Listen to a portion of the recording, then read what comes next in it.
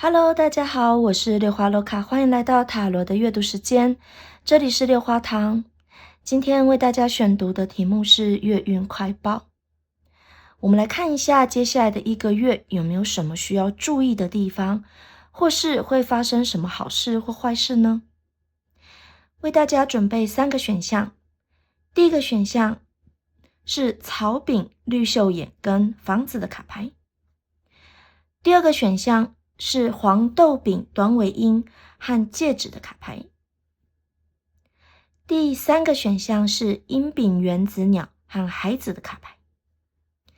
请大家用直觉选择一个选项，如果有复数以上的选项都觉得很在意的朋友，可以都听听看，然后汲取自己觉得比较有共鸣的部分记录下来哦。如果大家喜欢六花堂的频道，欢迎帮我按赞、订阅、分享，或是留言给我。那我们就开始吧。OK， 我们来到第一个选项，选择草饼、绿袖眼和房子卡牌的朋友，我们来看一下你这个月有没有什么需要注意的地方，然后会发生什么好事坏事这样子。那最重要的是要来看一下这个月你最重要的功课是什么。今天不知道为什么我想要从洗牌的部分，就是给大家看我抽牌这样子。如果觉得很冗长繁琐的朋友，可以直接从说明栏里面找到时间标签，直接跳过看解牌的部分哦，好吗？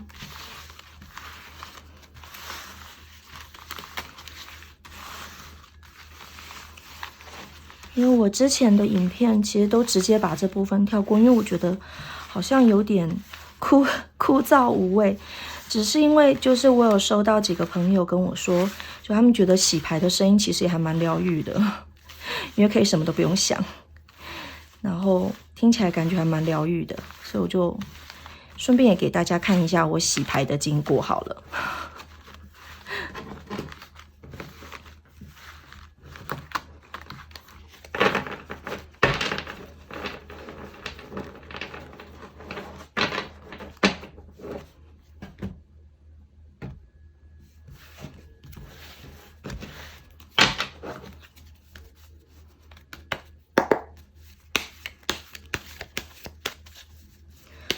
OK， 那我们先来看一下哦。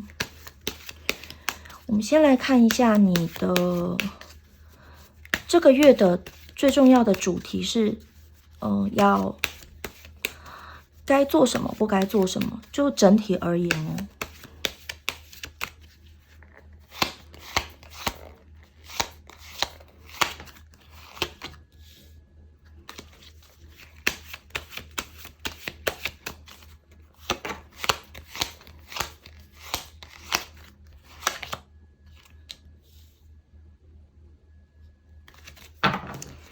然后我们来看感情的部分。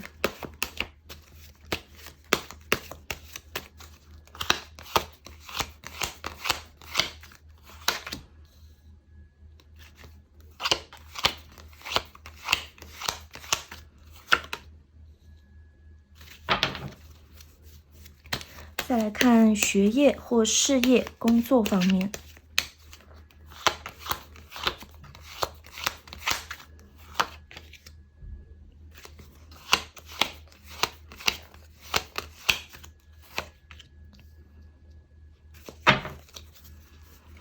那最后来看会遇到什么好事、坏事。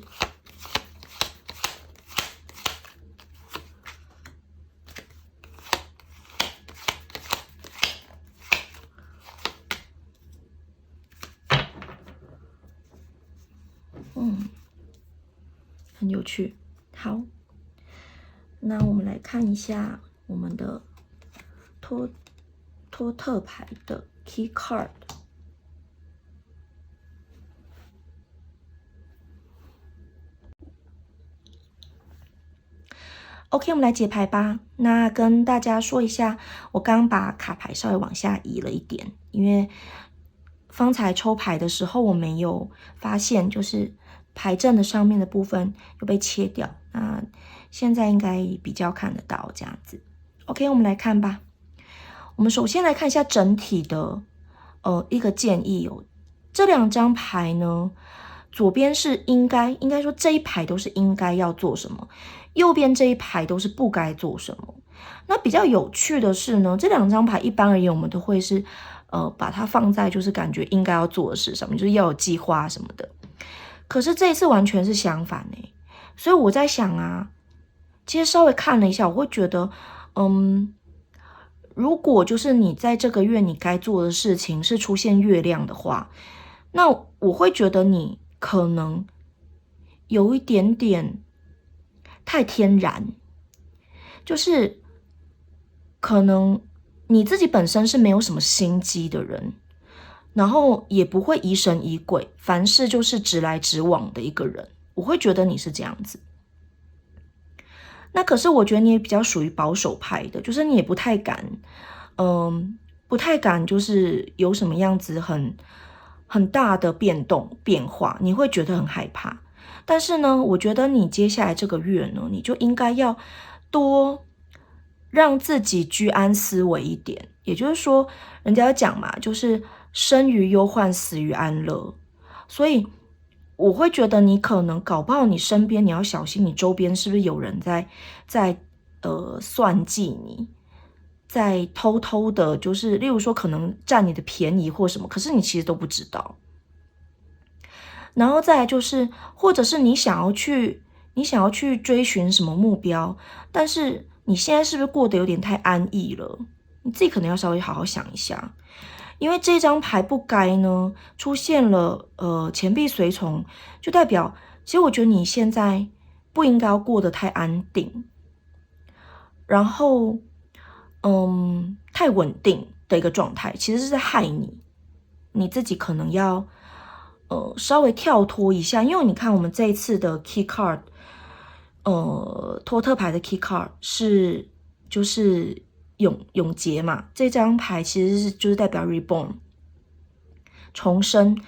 它跟我们塔罗牌的审判是同一个位置的。那我会觉得说，就是可能你之前已经放弃的或是一些比较不好的状态，之后会苏醒过来，会重生，会变得又有机会了。那我觉得你要抓住那个机会，就是不要想说反正之前你可能没有做好，你之前可能没有好好的把握机会，那你是不是这一次就反正算了，或者是反正我上次考过，那我上次只差一点点，那是不是我这一次其实也不用怎么赌，也还好啦，这样子是不行的哦。就是你虽然之后我觉得会有一个机会会来，但是呢，你现在必须要先把自己的皮绷紧一点，去追求更好的自己，然后也多防范周遭的人，因为其实这样子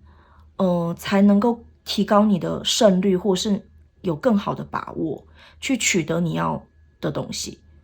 OK， 好，那我们来看一下继续看，我们来看一下感情的部分哦。感情的部分我在想你会不会是那种就是超级会奉献牺牲自己的人啊？而且你看你就是完全没有不安，然后你也不会觉得怀疑别人，然后一直牺牲奉献的感觉耶。那我会觉得你可能有点太多了。我觉得你可能把自己的角色扮演得很好，扮演得太好，然后其实别人搞不好，其实他们就是一直在利用你的好，你自己可能要小心一点哦，就是特别是感情的部分，因为钱币女王就是一个极尽的照顾。那我会觉得你这个出现这张，其实就会有点感觉，就是你已经有点变成，就是你喜欢一个人，你对一个人好，你就根本就是跟他的妈妈一样了，或是爸爸一样这样子。我们不要把自己陷入这情况好吗？虽然这是张好牌啦，这是张好牌，但是因为我们在这个月出现不该，所以我会觉得说，有时候像其实我常也会跟我的客人聊到这件事情，就是我们有时候其实要让对方去我们做一些事情。那因为像我跟我很多的客人，甚至我很多的学生，我们都是属于那种比较自立自强型的人，就什么事情都是自己处理，然后也不用觉得说就是需要依赖别人。那当然这样子其实没有不好，只是说有时候如果别人他愿意帮助你的时候，其实我们就是微笑开心，然后就接下来然后跟他说谢谢你好赞哦，好不好？就是哇我好开心哦，这样好不好？就我们不要就是挡在那边说哦不用，我们自己处理就可以，不是这样子 ，OK 吗？好，那不要做太多，因为其实我觉得有时候别人想要帮助你，你接受了，感谢对方，其实是一个很好的循环。好，那再来就是你是不是最近有想要追？最近有没有什么这边可能要提一下就是如果你最近想要感情上面想要开始一些什么，无论是你想告白，你想追一个人，你想要离婚，或者是你想要求婚 ，anyway， 你有任何在感情上想要做的事情，你还没有准备好，你不要就是激动哦，你不要爆冲了，你还没有准备好哦，还没，先等一下。你要先想一下，计划一下，你有没有哪边没有准备好？我觉得这个跟这一张月亮也有一点连结，就是你会不会把很多的事情想得太天真，或者是可能把方向想得过太好？这一点，我觉得你可能要有更多的小心谨慎跟不安、怀疑，或甚至可能需要更多的可能支援或帮助，才能够让你走向你要的成功，或者是你要达到的目标。你现在是不够的，所以不可以贸然行动，贸然开始是不可以的哦，不可以哦。好，那再来我们来看一下哦，就是在学业、工作或是事业上哦，我们该怎么样跟不该怎么样。那我会觉得呢，我会觉得你现在在学业上或在工作上、事业上可能有点太紧绷了。其实我觉得你更多的是应该要鼓励自己，这第一点，就是因为圣杯三有欢乐的感觉嘛，就是大家一起很开心这样子庆祝。那我会觉得说，如果你自己本身如果就是考得好，或者是工作做得好，都没有给自己一些奖励的话，我觉得久了之后你会比较麻痹。所以我会认为，如果你可以的话，就是在这个月，如果你自己有把一份工作做得很好，你有把例如说一本书读完了，然后或者是达到自己的一些小的目标、小的自己的计划有达成这样子，那我觉得你其实就应该要，例如说就是真的去跟朋友吃个饭，然后去喝个咖啡，然后或者去唱个歌都好。就是我觉得你可能在工作或读书上面，你可能那个就是收放有点太少了。我们有时候其实不管是在做什么啦，就是一定要张弛有道，就是你一定要有放松的时候，有紧绷的时候，事情才能够做得比较顺，这样子。OK， 那就是叫你要多放松啊，然后多跟周遭的朋友也可以出去，放松，喝茶、聊天、唱歌，然后就是茶余饭后可以聊一下，之前哪一题或之前哪个工作，大家怎么解决的，或是可以彼此交流一下自己的意见跟自己的诀窍，读书的诀窍或工作的诀窍都好。那再来就是呢，我们来看一下这个钱币六，这是一个给予的牌哦。那这两张放在一起，我觉得还蛮有趣的，就是我会觉得你可能就是因为你看哦，这个也是，就是你都感觉是一个比较给予的人，或者是说，例如说别人请你帮忙，你就哦好啊，那你就帮他做这样子。那可是我会觉得是说，有时候其实人是要有来有往的，那不要只是别人请你帮忙，或是别人来跟你要东西。我会觉得有时候你自己给予，或者是可能有时候已经牺牲到自己的部分，例如说牺牲到自己的时间、金钱，很多很多。那我觉得这个东西其实有时候好心是好事，可是不要过多了，因为过多有时候对方都会觉得理所当然。这张也是哦，理所当然。OK 吗？好，那所以我觉得，与其你要给他们，不如大家去喝一杯吧，那种感觉。就那个谁谁谁，你可不可以就是笔记本借我一下啊？我都没有去上课，还帮我就是借我抄一下，或者是那你功课借我抄一下嘛，我都没有写啊，或者是那个案子你可不可以稍微帮我处理一下啊，什么什么之类的。然后你就跟他讲说，哎呀，案子的事情有什么了不起？我们先去喝一杯。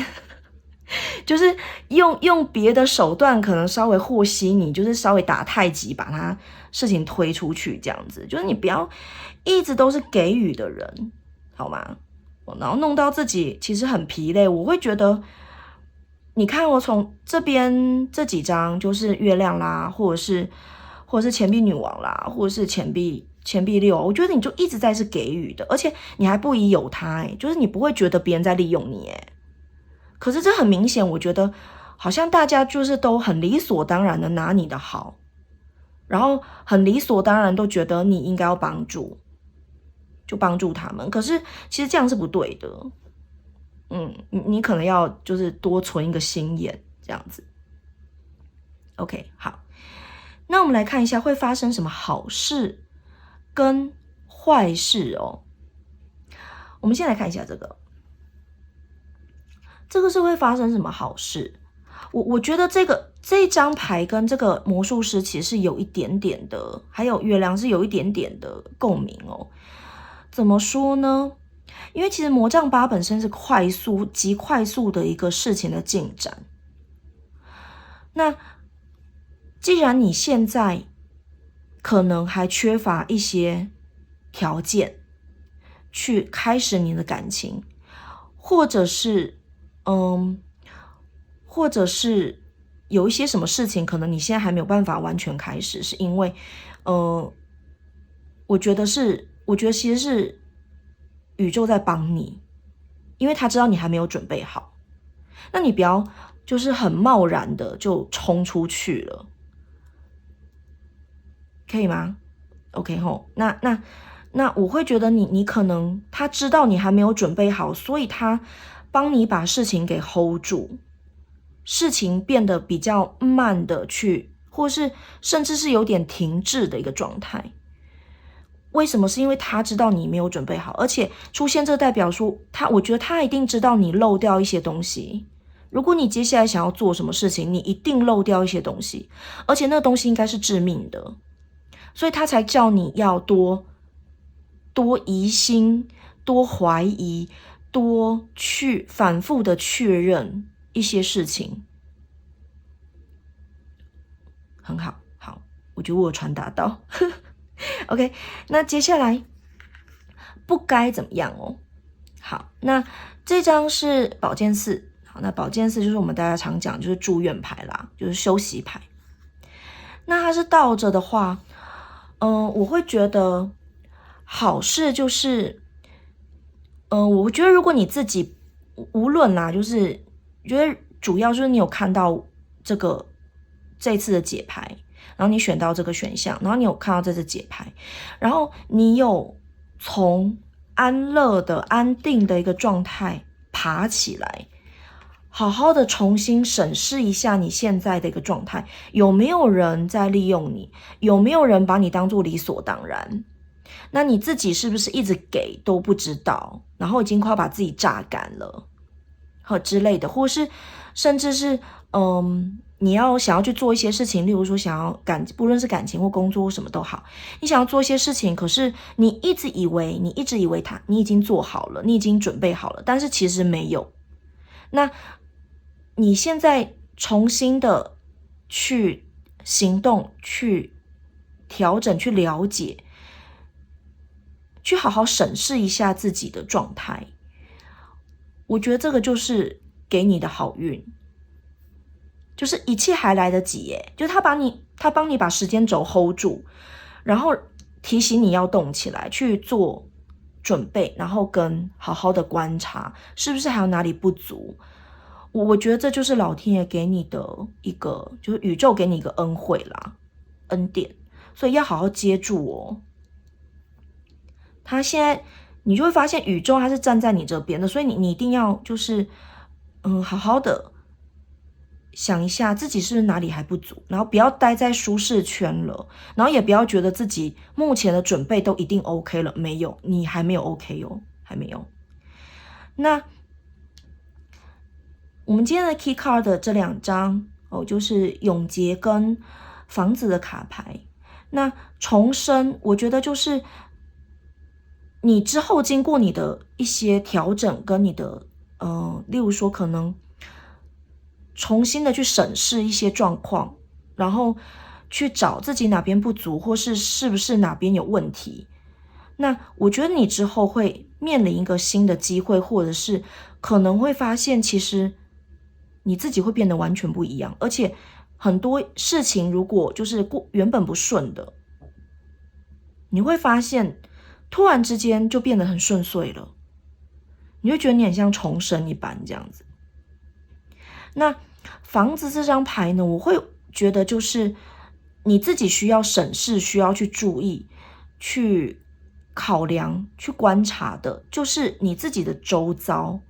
跟你自己本身。那因为房子代表一个归属嘛，归属之地，所以代表了家人、朋友，然后或者是例如说工作的团队或者是伙伴。那你可能重新要稍微从你自己的以你自己为中心，然后同心圆，你的生活圈，你自己比较亲近的、比较接近的人们，你要开始重新的审视观察。我觉得一定有人在利用你，或者是就是在吸你的，你知道，吸你的活力，然后吸取你的好这样子，然后你就一直给，一直给，一直给，你其实你会发现你其实就是已经很久都是这样的状态，然后他们是理所当然的，那我觉得这个东西是不对的。因为我觉得你这样会把自己耗尽，不行。OK 吗？那记得是从以自己为圆心，然后你的亲朋好友、你的伴侣，然后甚至到工作的伙伴、同事，或者是再远一点，就例如说可能接下来你想要新开拓的一个事业体、工作的领域，或者是你之后想要追求的人，都是，就是你要从你自己开始慢慢的往外扩散，去重新的审视。然后经过调整，不要再一直觉得自己很安定、很 safe 这样子，不行。OK 吗？那工作部分就是给予不如大家一起乐乐就好了，这样子。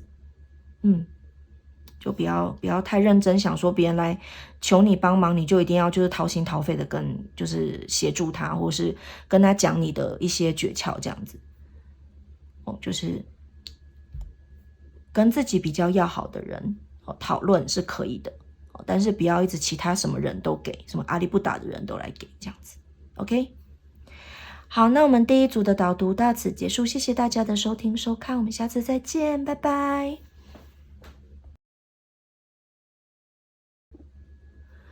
OK， 我们来到第2组，选择黄豆饼短尾鹰和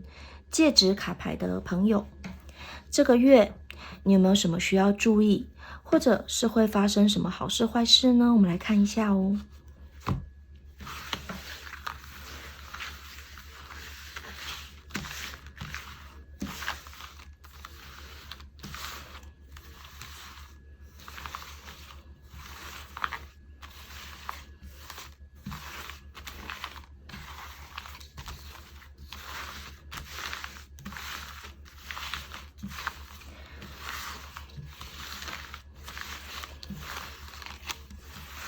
我这一次从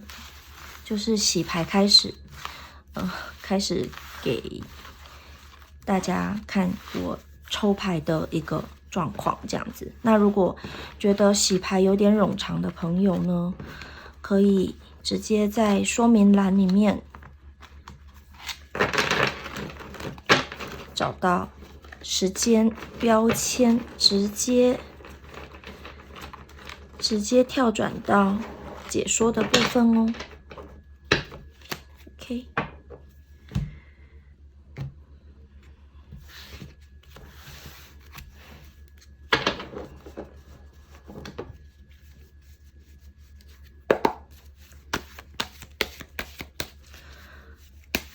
OK， 我们先来看一下你整体而言需要做什么，跟不该做什么。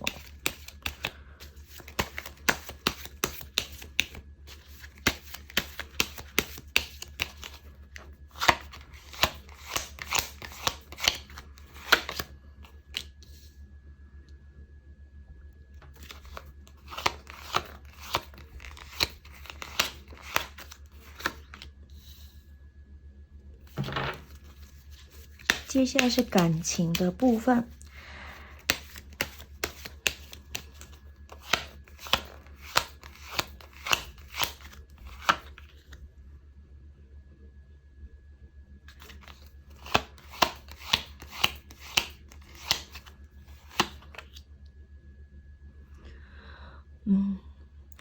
这个要挡吗？等我一下。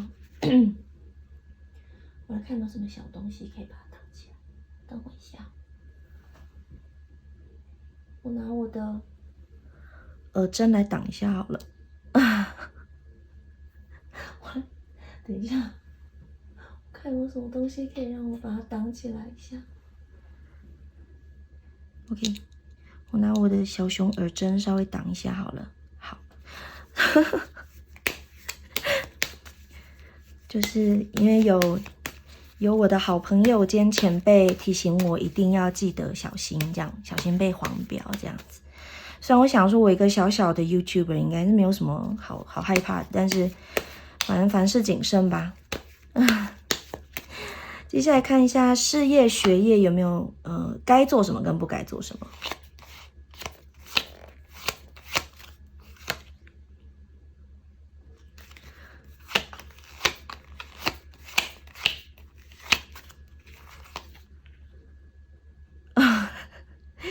最近大家工作都太紧绷了，是吧？刚才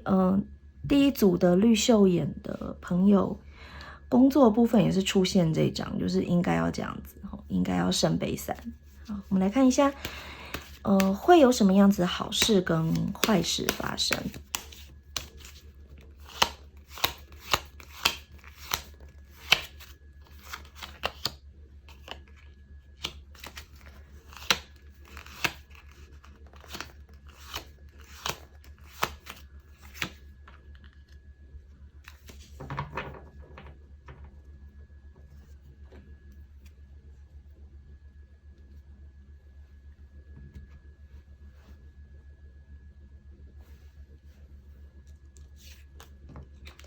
最后我们来开一下。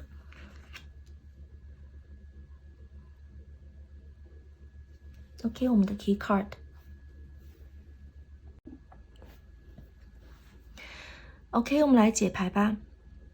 我们先来看一下这上面这2张是这个月你该做什么，不该做什么。这2张放在一起，我会觉得你可能在自己的身上花费了太多的时间，然后反而就是可能跟周遭的人的一个交流，或者是付出，对周遭的人的一些付出，可能最近的比例其实有点不成正比。我觉得你是不是最近有点比较倾向于，例如说可能比较喜欢自己一个人滑手机看剧，上网，或者是自己玩游戏，就比较想要自己一个人，然后其他人就是能躲则躲，然后可以不要跟别人有交流就不要跟别人有交流这样子。那我会觉得其实这样子的一个状态，其实长久的话会不太好。那所以我觉得出现这2张牌就是提醒你，你应该要调整了就是花费在自己身上的时间虽然很开心啦，但是还是要多多的，就是释放自己的关心、自己的爱跟包容心在周遭的人身上这样子。那另外，如果这个月你有想要去完成的目标，或是你一直以来有想要去做的事情，如果有的话，那我觉得你可以在这个月去达成去做，就是可以具现化这样子，都会还蛮不错的哦。然后再来就是这个月可能会需要你多一点的包容心，去包容你周遭的人事物。OK， 所以你这个月要把自己变成一个就是很有爱的人，然后多跟周遭的人有互动，然后有来有往这样子。那感情的部分呢，我会觉得啊，你现在的状态是一个很好的状态，就是说你已经具备了一个最好的一个状态。那所以我觉得，如果你要告白，你要去追一个人，或者是甚至求婚，然后离婚也算，离婚也算对的话，我觉得你可以着手去做了，就是我觉得你已经具备了，所以你可以去行动了，没有问题的。那最怕就是什么？这张是不该，就最怕你不开始，不去行动，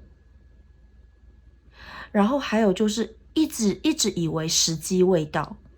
没有，其实你现在时机就是天时地利人和已经都完美了，你可以去行动了，然后不要优柔寡断这样子。OK 吗？好，那再就是如果是已经就是感情上面已经是目前是维稳是一个稳定状态的人的话呢，我会觉得你可能要小心一些，就例如说可能只是口头上的一些承诺，口头上的一些花言巧语，那我觉得其实你可能要稍微再把自己调整回来一点，就是你在跟你的伴侣、跟你的可能男女朋友或者是老公老婆啦都好，你跟他们讲话，或者是你面对他们的时候，是不是有一点就是形式化或比较随便了？这一点可能要稍微注意一下，这样子。那其他我觉得感情上，我觉得看起来应该是还好的OK， 那再来工作上呢？这2张也很妙这我们刚才绿秀眼的卡牌的选项里面也是工作跟学习的部分应该怎么样的部分出现了圣杯3。那我会觉得最近大家是不是有点就是工作过度啦？是不是就是读书有点读到昏头了呢？因为连续2个选项我都就是从宇宙那边抓到这2个part time， 所以我会觉得OK， 你们需要多一点的放松，然后多一点点的就是可能跟朋友出去就是吃吃喝喝，然后唱个卡拉 OK 都好不好？就是不要都只是一直在一个人埋头读书这样子，或是一直就是在工作，就不行的。看起来你应该真的就是跟外界的交流会有一点点少最近。那不要再一直工作了，就是你不要再那么的过度的工作，过度的去学习了，你需要放松，往回拉一点了，好吗？好，那再来就是这2张牌是就是会不会出现一些什么好的或是坏的事情，那我们两个综合起来一起看这样子。那我会觉得你应该，我觉得你这个月你会有很多的贵人帮你哦，因为这魔杖3就代表其实是周遭有人是会去协助你的，然后这张也跟世界有呼应，就是你是一个准备好的状态。你看他在这边等，然后有3个棍子，代表是3个人在协助。那远方听来好消息，所以这个是好消息的牌，好，就是魔杖6。所以我会觉得说，你在这个月，你应该如果你想要做什么，应该是可以成功，而且是有贵人帮你的。所以我觉得不会有什么不好的事情发生，那比较多的是成功跟有贵人相助。OK， 好，那我们来看一下，我们这次的托特牌跟雷诺曼牌的 Key Card， 我们出现了宝剑4，宝剑4在托特牌，它其实基本上是一个就是休养生息，然后跟不好意思，我们这边12点会有，就是整个区域会放一个那个就是吃饭的音乐，就是中午休息的音乐。不好意思，感觉今天 SE 好多 ，BGM 好多。好，那这张牌其实代表一个休养生息，就是休息，然后再来就是接受现实的一个牌。那这个戒指呢，有代表约定的意思哦。所以我会觉得是怎么样？就是其实从这边看起来，我会觉得，你会不会是有一点点就是在逃避你现在的压力跟一些可能沉重的事情啊？就是我会有这种感觉，所以你才会想要躲到一个人的世界里面。虽然这个钱币9它有别的意思，但我总觉得今天我看到它会觉得是躲进一个人的世界里面。那这边也是工作跟学业这边也是，就是劝你要多放松多开心。那我会觉得其实你有时候必要的时候还是必须要多放松多休息，这是一点。然后再来就是再来就是这个戒指的部分，我会觉得如果你在感情上真的有什么样子，就是想要再进一步去发展，任何不管好的坏的，就是你想要往下一步去走的话，其实我觉得都应该是可以顺遂的。如果说想要告白，想要求婚，那或甚至可能就是离婚相关的事情，我觉得其实都可以达到你要的目的。就算没有办法，就是真的就是很完美的取得成功，那我觉得也会有个大大的进展。那再来就是我会觉得就是如果你自己在本身工作过度，或者是你可能在生活上有一些压力，让你觉得快要窒息的时候，其实我觉得你可以给自己一个约定，就是例如说1、3、5以外，就晚上不工作，就不加班这样子，或者是礼拜6日你就是绝对不工作这样子。就是你给自己设一个约定，设定一个规则，画一个圈圈，然后照着这个方式去走，我觉得会比较好一点。不然的话，我会觉得你可能就是有点一直存在于一个高压的环境，或是一直存在于一个很想要躲、很想要逃避的一个状态的话，我觉得其实这个真的是没有办法好好的解决根本的问题。那根本问题还是你自己必须要设限，自己要设一个规则起来，你自己几点之后手机就是真的都不回这样子，或者是对，就是给自己画个保护圈圈啦。OK 吗？好，那第二组的朋友，我们今天的导读到此结束，谢谢大家的收听收看，我们下次再见，拜拜。OK， 我们来到第三组，选择阴丙原子鸟和孩子卡牌的朋友，这个月你有没有什么需要注意的事情？那会发生什么好事坏事呢？我们来看一下哦。那今天我会从大洗牌开始给大家看我抽牌的整个步骤。如果觉得就是洗牌抽牌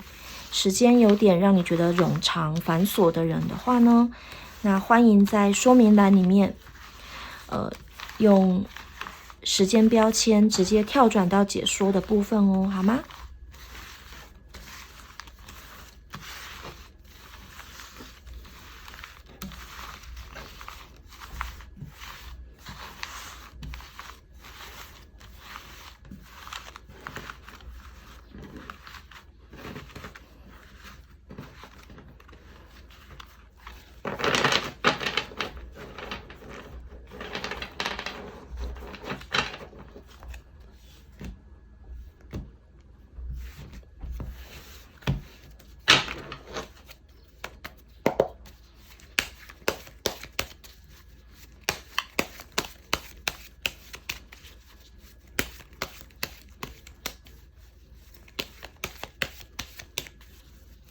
？OK， 我们先来看一下整体，就整体而言，你该做什么，不该做什么。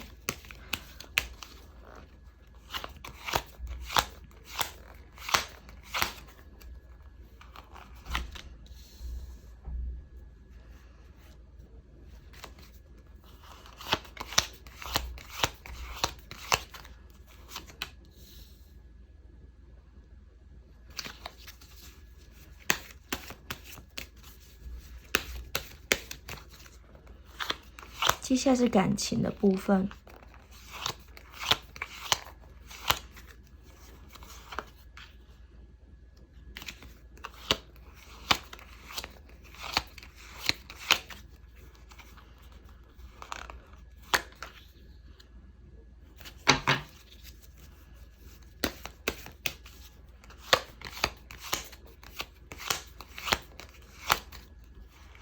然后是事业或者是学业。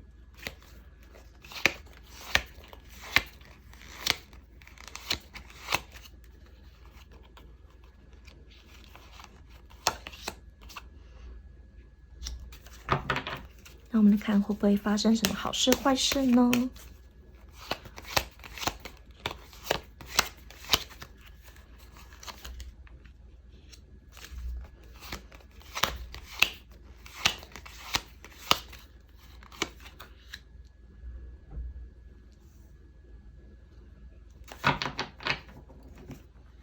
？OK， 然后我们的 Key Card。OK， 我们来解牌吧。先来看这两张，这两张呢是你该做的事，整体而言该做的事跟不该做的事哦。那出现这张宝剑骑士倒着，我会觉得你是不是应该有一些东西该做，但是没有做，一直放在旁边，或者是一直在往后推，这样子就是一直往后放。就时间线一直往后放，就一直没有去把它做起来。那如果有的话呢，你可能就是稍微内心要稍微就是也不是叫你焦虑啦，就是你要稍微急，就让自己急一下这样子，就紧张一下，就是有点你好像有点太不紧张了。然后但是他又其实宇宙能量又说。他又不是叫你马上就要开始行动，所以我会觉得是你可能有一些东西你还没有准备好，那可是我觉得差不多可能时间快到了，或者是可能现在你如果不去做就越来越糟糕了，可是你还不急，但是状况而言，就状况而言，你可能还没有准备好，所以你还没有办法开始，他知道你没办法开始，可是你这种不急不徐的态度，其实宇宙会觉得你再这样下去你会糟糕哦，这样子。好，所以有什么该做的，然后有什么想做的，或者是你必须要处理的事情，你赶快想一想，那赶快就把它解决掉，好不好？或者是赶快开始去筹备、去计划，然后去处理 ，OK 吗？好，不要再拖延哦。好，拖延。六花最近也有点就是感觉倦倦的、倦怠的感觉，但是我都会逼自己，就是尽量动起来。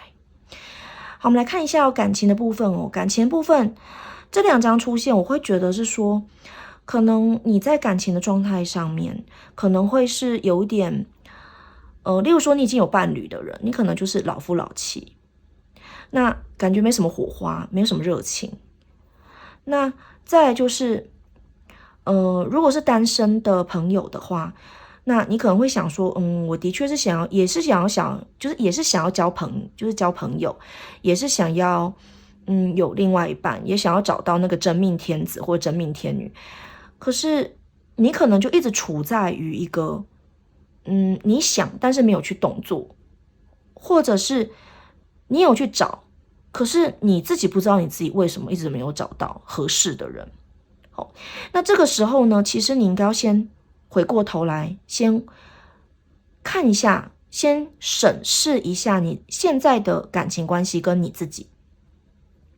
是不是有哪边可以改善？是不是有哪边可以让自己或是这段关系更好？就是你可能觉得不对劲，或者是觉得不顺，可是你却没有去想原因。那这张是提醒你说你要开始想原因，你要去找出问题的症结点。OK， 好。那这一张的话呢，这张我觉得还蛮有趣的，就是对倒着的倒吊男，我每次都讲说倒着的倒吊男，不知道他在干嘛。好，其实这张的话，我会觉得就是说你有一点过度忍耐。我觉得如果说你在原本的2个人的关系里面，你一直在承受一些什么东西，那就代表你在过度忍耐了。你不要过度忍耐了。六花最近真的遇到好多过度忍耐的人，那我会觉得说有时候还是要适度的，就是让自己的情绪出来。不然其实对方真的不知道你是有情绪的人，无论是喜怒哀乐哪一种，我觉得你都要多释放你的情绪哦。那再来就是在你审视你自己的感情你现在的关系或是你自己的时候，看的观点是不是对的，自己可能也要稍微评估一下，因为有时候可能看错观点了。可以吗？好，那这怎么样子去做个评断呢？我觉得你可以，例如说，可能可以跟自己的哥们、自己的好姐妹们稍微聊个天，或者是找自己信任的，例如说一些自己的长辈、恋爱顾问或什么的，去聊聊你自己看的观点是不是正确的这是另外一点。那再来就是，我觉得有时候是你自己把自己给困在一个地方。其实我们这次的 key card 就是这个，就是它是这张是托特牌的钱币4的意思，那它是 power， 它 power 意思就是说你其实有一个规则，有个规矩，它其实虽然是强大的，但也代表把你局限困在一个地方。那我会觉得你是不是有点强制的把自己卡在哪里啊？如果是这个样子，你不要再这样做咯。你要多释放一下你自己的自由，这个孩子就是你内心你的自由，跟你的快乐。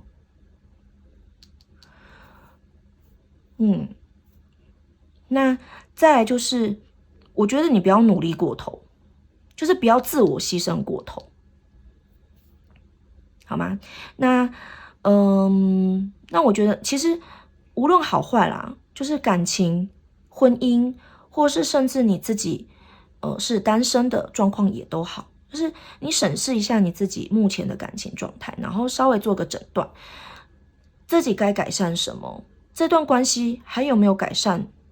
的必要，甚至有没有改善的必要，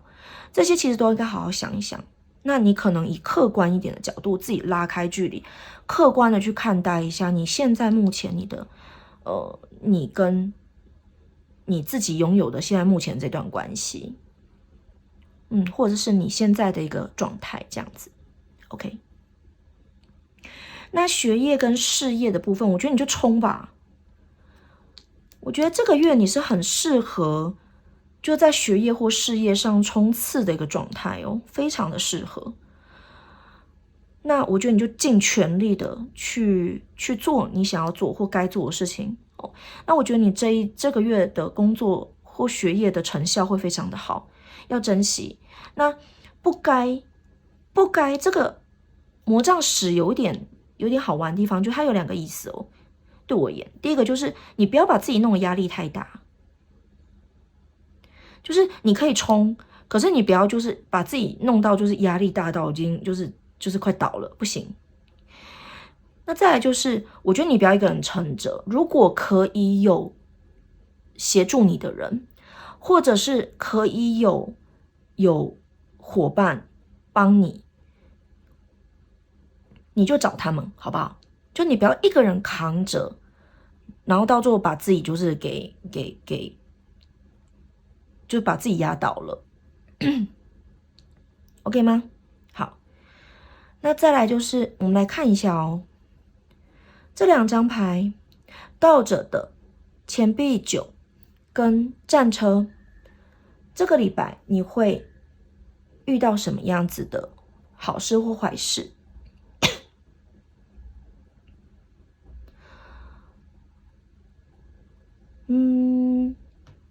我会觉得啊，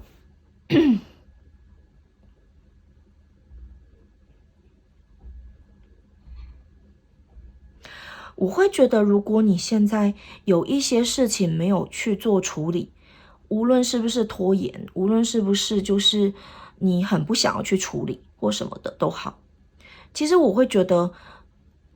那是一个非常非常，我觉得那是一个非常非常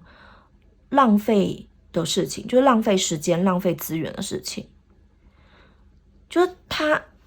他会希望宇宙，他会希望你赶快有一些行动，而不是一直。我觉得这是有点，就是你一直在内耗，就是要行动，要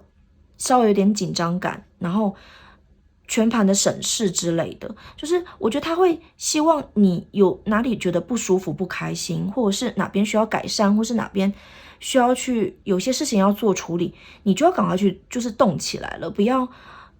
卡在那边，不然的话，我觉得你会就是在内耗。然后出现这张的话，如果是倒着，我会建议就是要小心，可能在接下来的1个月，你可能可能第一个就是经济上面，可能搞不好会出现一个，就是例如说可能会破个财。就会让你突然间就是支出一笔费用，然后让你会觉得哦天哪，内心好痛这样子。然后第2个就是，我觉得你可能会忙到一个不行，就这个月有可能，那很多的事情已经开始动了，而且是以很快速的方式开始进行。那我觉得你要特别的，就是特别的提醒自己你要推自己往前，做一点行动，做一点改变，这样子。那这2张凑在一起哦，我也会觉得有一点可能哦，就是如果选到这个选项的朋友，请你们就是例如说开车、骑车，或者是出门在外走在路上的时候，你们对于就是车子要小心一点。好，那开车的人或骑车的朋友，你们要特别小心，就不要因为自己很急，或者是因为一些，例如说想要节省时间，然后反而会出一些状况，就例如说可能不小心擦撞啊，或者是受伤之类的，你们要多小心好吗？随时让自己保持在一个，就是反正慢个5分钟也是慢，没办法，总比这辈子到不了来的好，OK 吗？就是一定要很特别小心就是对于交通就是交通工具一些就是事故要特别小心，就不要开车不要急，然后不要抢快，或者是例如说想要节省都不要，就是怕你们会遇到一些就是状况这样子，因为战车嘛。好，那再来就是我们来讲一下我们的 key card。key card 出现这一张，这算钱币4啦，虽然它是就是托特牌的 power。那这张牌其实代表一个就是人的一个界限，临界界限。然后再来就是一个秩序的力量。好，然后还有就是还有自己内心的执着吧。好，那我会觉得你现在的状况很多的时候是把自己困在一个小地方里面。那其实我觉得你要多放开你自己内心的自由的部分，跟就是纯粹单纯快乐疯狂的部分，我觉得你要多展现出来。就是你可能被那个框框困太久了，虽然在里面你会觉得很舒适很安全，然后稳定安定，可是其实是时候你该就是什么都不想，先去执行你的工作，或是去读书，那或者是可能更纯粹把一些滤镜都拿掉，然后让自己真实的自己去看你自己周遭的人们，或是看你自己。那再来就是，如果你真的有一些想要实现的东西，可能你从小就很喜欢画画啦，从小就很喜欢做什么事情啦，那我觉得你就不要再拖了，你就是可能今天就画一幅吧，或是你很喜欢唱歌，你今天就去录一个音吧，自己录个音这样子，好不好？就是你要释放一下你自己的一个自由的部分，然后不要再被这些规矩就是太困住自己了。那感情也是一样就是不要一直忍耐被困在那边，然后突破你自己的就是极限，就是你其实可以突破你自己的，然后你会是很棒的。你要相信自己，然后去释放你自己，好吗？ OK， 好，那我们今天第3组的导读到此结束，谢谢大家的收听收看，我们下次再见哟，拜拜。